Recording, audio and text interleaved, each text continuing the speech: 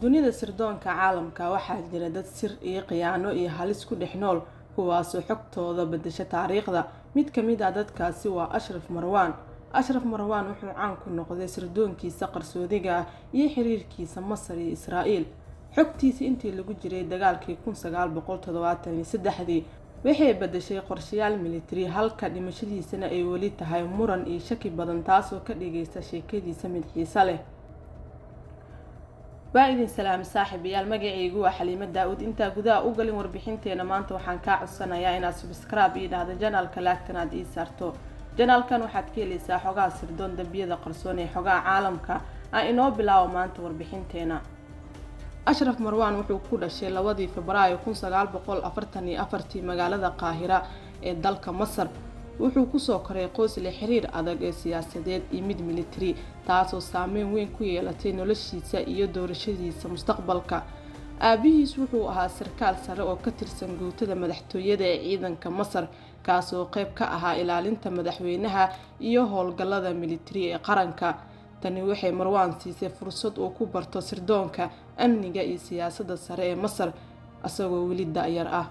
hooyadiis waxay ka soo jeeday qoys caan ah oo ku lug lahaa ganacsiga iyo siyaasadda deegaanka. taas ayaana ka dhigtay in Marwan uu ka dhashay qoys isku dhafan oo leh awood bulsho iyo xiriir siyaasadeed iyo taariikh militari. isku darka dhalashada Masar, qoyskiisa siyaasadeed iyo militariga iyo waxbarashadiisa ayaana ka dhigtay aasaaska sirdoonka oo Marwan mustaqbalka noqday. qoyskan ayaa sidoo kale u suurtageliyay inuu la xiriiro siyaasiyiinta iyo saraakiisha taasoo ka dhigtay mid aad ugu habbooneed howlgalka sirdoonka caalamiga ah. Ashraf Marwan wuxuu ka qalin jebiyay jaamacadda Qaahira sanadka markuu ahaa 1965 asagoona bartay injineernimada kiimikada. waxbarashadiisa jaamacadeed waxay siisay xirfado farsamo oo adag, laakiin sidoo kale waxay ahayd saldhig uu ku fahmo nidaamka waxbarashada iyo sirdoonka qaranka. kadib qalinjebintiisa Marwan wuxuu ku biiray warshadaha militariga ee Masar halkaas uu ka bilaabay darajo hoose.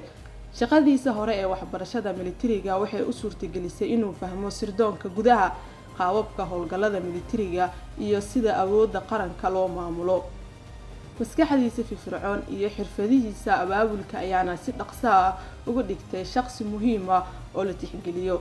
sanadkii 1966 Marwan wuxuu guursaday gabar uu dhalay madaxweynihii hore ee Masar Jamaal Cabdinaasir. guurkaani ma aha oo kaliya mid shaqsi ahaaneed balse wuxuu si weyn u xoojiyay xiriirka siyaasadeed asagoona ka helay marin uu ku galo siyaasadda sare iyo in xiriir uu la yeesho saraakiisha militariga iyo madaxda qaranka. xiriirkaasi ayaana u furay fursado uu ku galo dunida sirdoonka caalamka taasoo mustaqbalka ka dhigtay wakiil sirdoon. Ashraf Marwan wuxuu noqday wakiil sirdoon oo muhiim ah kaas oo ka shaqeynayay Israa'iil intii lagu jiray dagaalkii 1973. xirfadiisa sirdoon waxaa lagu tilmaamay mid aan caadi ahayn asagoona xogta uu siinayay Israa'iil ahayd mid aad u muhiim ugu ahayd in la ogaado qorshaha iyo weerarada Masar iyo Suuriya. waxaa loogu yeeray magacyo qarsoodi ah sababtoo ah xogtii uu siiyay Israa'iil waxay ka hortagtay weerar lama filaan ah oo militari taasoo bedeshay natiijada dagaalka. Marwan waxaa lagu tilmaamay inuu ah nin u muuqda inuu u shaqeynayo Masar laakiin waxa uu la shaqeynayay Israa'iil. Ashraf Marwan wuxuu ku noolaa magaalada London halkaas oo ku qaatay sanado kadib howlgalladii sirdoon ee Masar iyo Israa'iil. laakiin 27 Juun 2007 dunida ayaa ka naxday markii la helay dhimashadiisa asagoona ka soo dhacay dabaqa shanaad ee gurigiisa ku yaala mid ka mid ah goobaha ugu mashquulka badan magaalada London.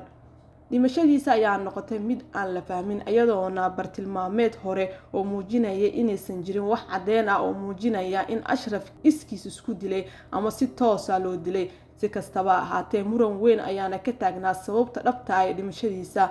qaar ka mid ah dadka u dhawaa ayaana aaminsanaa in la dilay ayagoona ku tuhunsanaa in dhacdadani ay la xiriirto sirdoonka Israa'iil ama howlgallada qarsoodiga uu Marwan hore ugu qayb qaatay. xaaskiisa iyo qaraabadiisa waxay cadeeyeen in ka hor dhimashadiisa uu muujinayo walwal oo ka qabay in la daba socdo. dhacdadan waxay ka dhigtay sheekadiisa mid sir iyo shaki badan ku jirta iyadoona Ashraf Marwan weli lagu xasuusanayo inuu ahaa basaas halista kaasoo noloshiisa iyo dhimashadiisa ka turjumaysa halista iyo khiyaanada dunida sirdoonka. si kastaba ahaatee baaritaanadii rasmiga ah ee lagu sameeyay dhimashadiisa ayaa muujinaya inaysan jirin wax caddeyn ah oo muujinaya in Ashraf iskiis isku dilay ama si toos ah loo dilay. Arrintan waxay sii kordhinaysaa muranka iyo xiisadaha sheekadiisa, ayadoona ka dhigaysa mid qarsoodi ah oo muran badan leh isla markaana wali la falanqeeyo. dhacdadani shakiga iyo muranka ku xeeran dhimashadiisa ayaana ka dhigtay Ashraf Marwan inuu ka mid yahay sirdoonka ugu khatarta badnaa uguna halista badnaa qarnigii 20aad, halka sheekadiisa wali tahay casharka ku saabsan sirta khiyaanada iyo halista nolosha sirdoonka.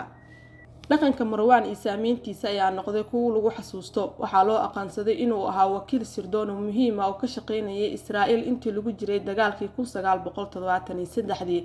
si kastaba ahaatee dhimashadiisa ayaa noqotay mid muran iyo shaki badan leh, iyadoo baaritaanadii hore ee muujinaya inaysan jirin wax caddeyn ah oo muujinaya inuu iskiis isku dilay ama laga soo tuuray dabaqa uu degnaa.